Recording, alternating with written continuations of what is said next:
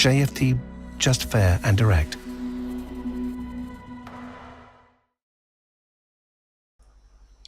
Okay, hello and welcome everyone. Welcome to JFD Traders Tea Time with me, Darius Anucauskas. Today is the 30th of November 2020. So yep, welcome everyone. Welcome to this last Traders Tea Time in the month of November, if I can put it in a nice form like that. Yeah, guys, as always, we're going to have a very quick look at the markets, a few of the charts, the usual stuff. But before we do that, as always, let's quickly have a read through our risk disclaimer. So, the content we produce does not constitute investment advice or investment recommendation. It should not be considered as such, and does not in any way constitute an invitation to acquire any financial instrument or product. As always, a few seconds for you to read the rest, and we can continue.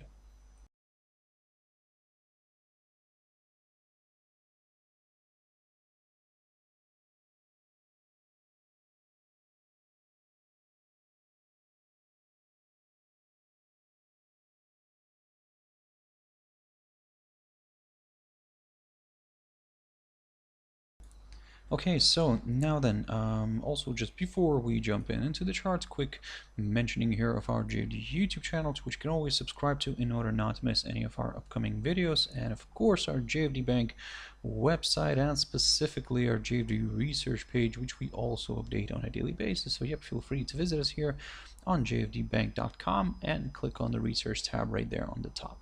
So guys, jumping into the charts now, quick update here on the German index.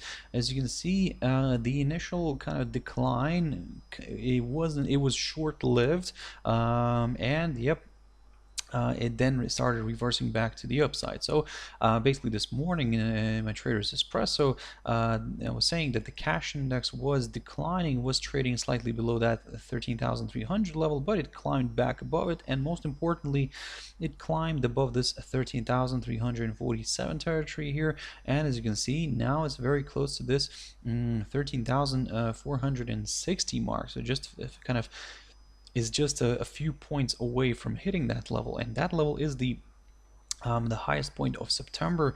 So for now I'm keeping a close eye on it, because if it provides some resistance, then we might see maybe a bit of a correction here to the downside. So let's see how this is going to play out. However, if it fails to withstand the bullish pressure here, then, well, I mean, a break of it of course will confirm a forthcoming higher high, and the next target could be that highest point of this year, which is around this 13,795 level. So let's keep an eye on this one. It could be quite interesting, guys. You can see that basically after we've reached this level, this 13,795 level in February, well, I mean, and after of course this steep decline that we experienced in the end of February, beginning of March, well, I mean, it took almost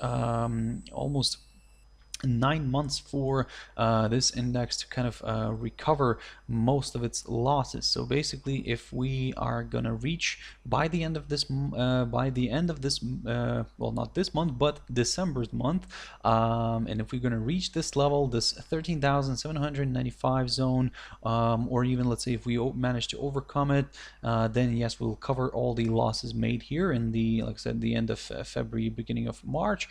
But to be honest, overall, if we would have a yearly candle, then, well, we would have ourselves probably something like a doji here, or maybe a possible hammer as well. But again, let's not over speculate on this one. For now, let's see how this is going to play out, and for now, all eyes are on this 13,460 zone. If we manage to overcome it, yep, great news for more for the buyers, as this could open the door towards that 13,795 level. So let's keep an eye on that one. The S&P 500, and here the index, well, let's put it this way. It had a good run last week. It managed to overcome this the upper side of this triangle, this symmetrical triangle. Of course, everything is kind of in line with the theory, because what I was saying, that in a way this could be seen as a possible pennant here, a bullish pennant, because we had a kind of a let's take it as a pole here. So the prevailing trend was to the upside. It started getting squeezed here, and yep, now it popped higher. However, last week it still remained below below this 3,646 marks. So now it's going to be very, very interesting to see if the last trading day of November will it actually hit a new high for November, and well, not only November but also the all-time high. Will it confirm a new all-time high here? Let's keep an eye on this one. Again, 3,646 level is the one to watch. If we get a nice pop above it, then yes, of course, this places the index into the uncharted territory, guys. So let's keep an eye on that one. In terms of the downside, if you're looking for some lower areas, well, wait at least for maybe a drop below this 3,588 zone, which is the highest point of September. You can see that at few times here it acted as a good area of resistance, then support. Don't get me wrong, it got violated, but nevertheless I'll keep an eye on this one. And to be honest, the lower side of this symmetrical triangle now can be seen as just a nice upside line here, taken from the low of the 10th of November. And in a way, if we get a drop lower here and we break this hurdle right here, this 3,588 zone, then yes, and we break this upside line, then yes, lower levels could be met, guys. So keep your eyes on this one. DXY, another index, and this one's a dollar index. And yep, this is what I talked about this morning when I was covering DXY. What I was saying, that if it continues to trade below this 91.75 territory, then of course it increases its chances of drifting further south. For now, that's the case. It seems that it wants to drift further south. My next target could be this 90.93 territory, marked by the inside swing high here of the the 1st of March 2018. I'll continue targeting this area as long as the price remains below this 91.75 territory. Jumping into gold. Gold is, well, it did move lower initially, but didn't really quite reach this 1756 territory. However, it's not a problem still. We still have tomorrow, and depending, of course, how today's day is going to go and how today's US session is going to trade, maybe we might get a few more better moves here, or let's say even if it stays like this for today, then, well, I mean, we're still kind of more bearish than bullish, especially if the price continues to trade below this downside line taken from the high of the 9th of November. So basically the same analysis remains that I talked about this morning, that for now I'm targeting this 1756 territory, and then I'll take it from there. This level, by the way, is marked by the low of the 6th of July. In order to aim for some higher levels, of course, a break of this downside line is required, and maybe also a push above the 1818 level could do the trick here for more buyers. Now jumping into Ethereum. Ethereum is pushing nicely to the upside. It almost came back to these levels, to the high of last week, and in general the high of this year, because these levels where it's currently sitting at last time were tested back here in 2018 in June time.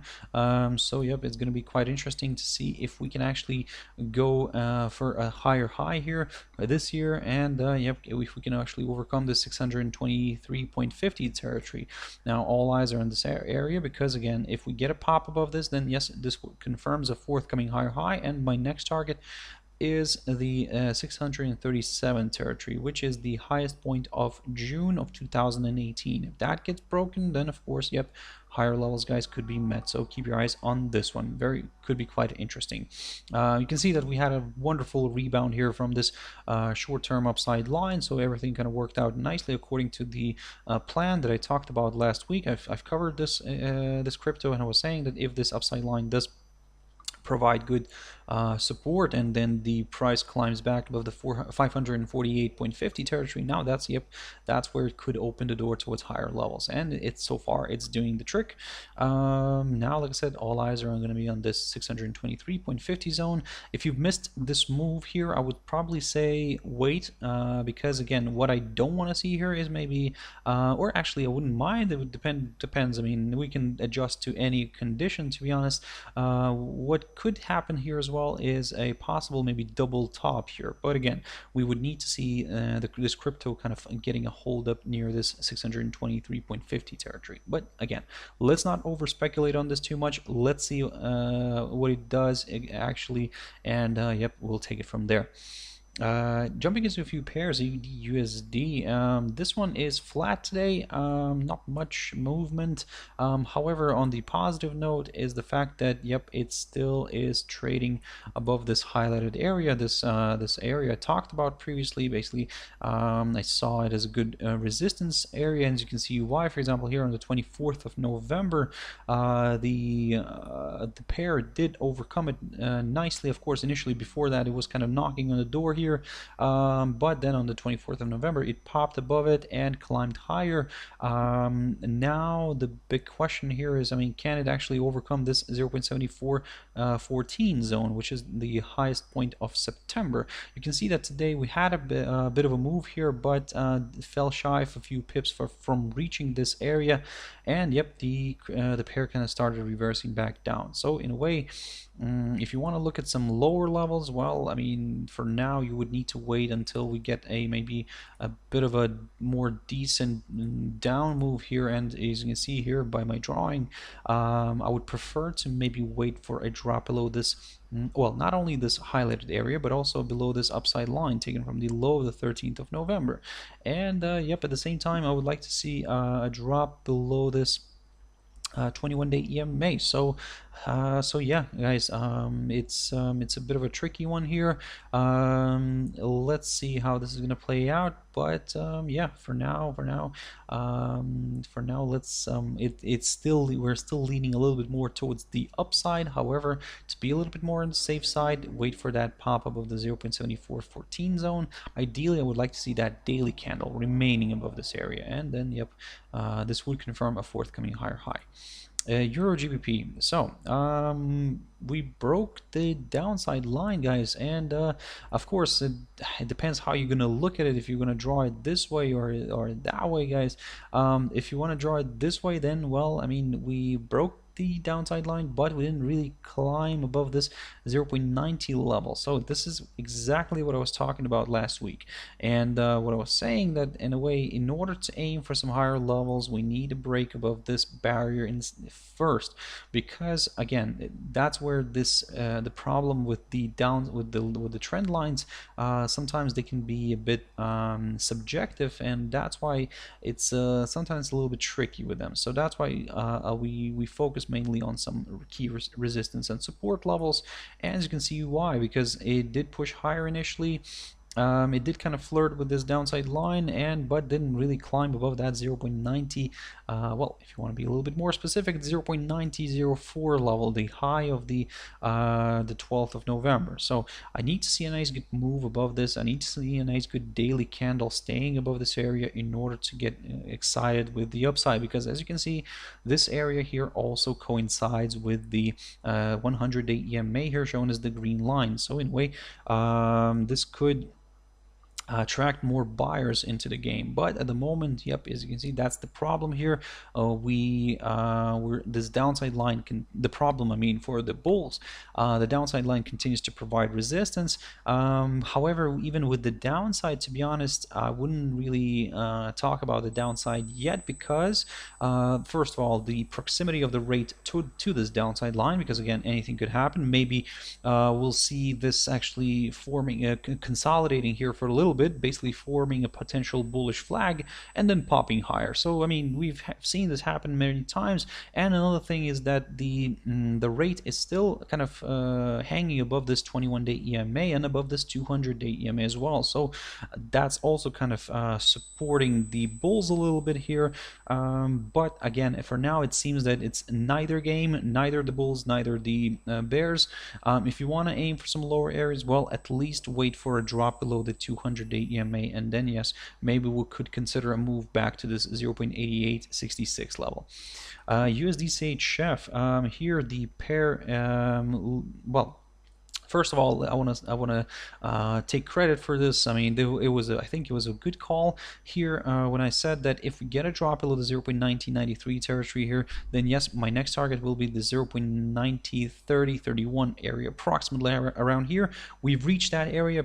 Boom, that's perfect. However, If you remember last time when I picked up on this pair, I talked about a potential idea of this, where we could see maybe a rebound from this 0.9030 zone, because maybe, again, this is maybe, we could be seeing here maybe a possible inverse head and shoulders pattern. So, but again, we cannot really talk about that yet until we get a break through the so-called neckline. And well, to be honest, the neckline is around the 0.92 level. I mean, I understand that we could be missing out here on a bit of area, but I rather be safe than sorry, guys. And if you want to aim for some higher levels, well, first of all, of course, let's keep an eye on this level, the 0.9030. If it continues to provide support, if it does, then yes, we could maybe consider a move higher here, move back to this downside line, at least to this downside line, and then we'll take it from there. But if the daily candle remains well below this 0.9030 territory, well, I mean, of course, the next target is the lowest point of November. Probably that's going to stay like this. The lowest point of November near the 0.8983 territory, a break of which, yep, would confirm a forthcoming lower low, and further declines are possible. But at the moment, all eyes are on this 0.9030 zone. EURUSD, finally. So, very close, very close. This is what I talked about this morning, guys, and well, and last week, of course. Basically 1.20 psychological 1.20 level. That's I don't think that we really reached that. Yes, we fell shy of a few points from reaching that area today, but nevertheless, I'll take that. I'll take that as a good result. And yep, we managed to reach that area around the 1.20 zone. So now the big question here is, can this push further north? So one step is complete. We reached the area around the 1.20 zone, so that's great. Now we can we actually overcome the 1.2010 zone, which is the highest point, or should I say 1.2011 zone, which is the highest point of September. A nice good pop above it would confirm a forthcoming higher high, and more buyers could join in. So that's why it's a little bit of an interesting one here right now, guys. Probably don't rush into anything yet. Probably now it's the time to kind of stand back a little bit here and see what it's going to do, because if it moves higher and it breaks above the 1.2011, great. If the daily candle remains above that area, even better, because more buyers could just start joining in here and potentially driving this one further north towards the 1.2055, if I'm not mistaken. Yep, there we go. That's the one, the 1.2055 territory, marked near the low, or near the low of the 27th of April of 2018, guys. So basically we're at these levels again, the levels of April 2018. So keep your eyes on this one, but again, for now, all eyes are on that 1.20 zone. So guys, I'll have to wrap it up here. Thank you very much for watching and listening. If you want to catch my video tomorrow morning, as always, my Trader's Espresso, 7 o'clock GMT time. For now, guys, I hope you have a wonderful, wonderful evening. Stay safe, and I'll see you tomorrow. Thank you very much, and bye-bye.